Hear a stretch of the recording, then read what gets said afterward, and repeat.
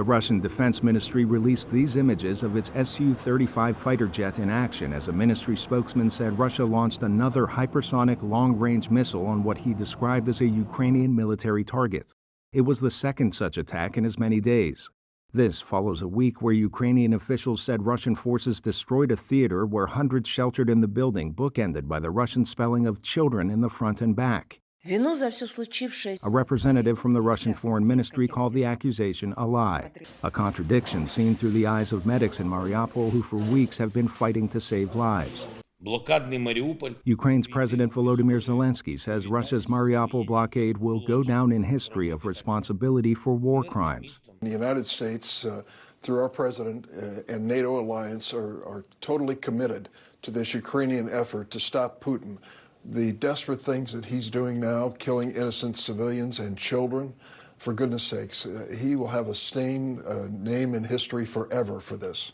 UNHCR Chief Filippo Grandi tweeting this week the war in Ukraine so far displaced about 10 million people, nearly 1 in 4 Ukrainians, with more fleeing every day awaiting help from the West.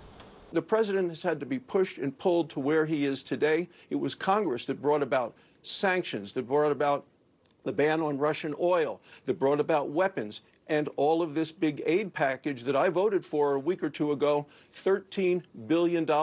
So far, the administration has only released $1 billion of that. Demonstrations around the world backing Ukrainians and denouncing the Russian invasion, even on the streets of Moscow, where authorities carry protesters to vans and drive them away. Perhaps none more famous than Marina Ovsyannikova on Russia's state TV Channel 1. She burst into a live broadcast with a sign reading "No war" in English and "Don't believe propaganda, they are lying to you" here in Russian. I could show to the rest of the world that Russians are against the war, and I could show to the Russian people that this is just propaganda, expose this propaganda for what it is, and maybe stimulate some people to speak up against the war.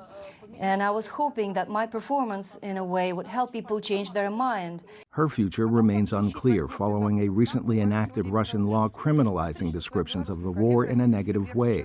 The offense carries a jail term of up to 15 years. Arash, Arabasadi, VOA News.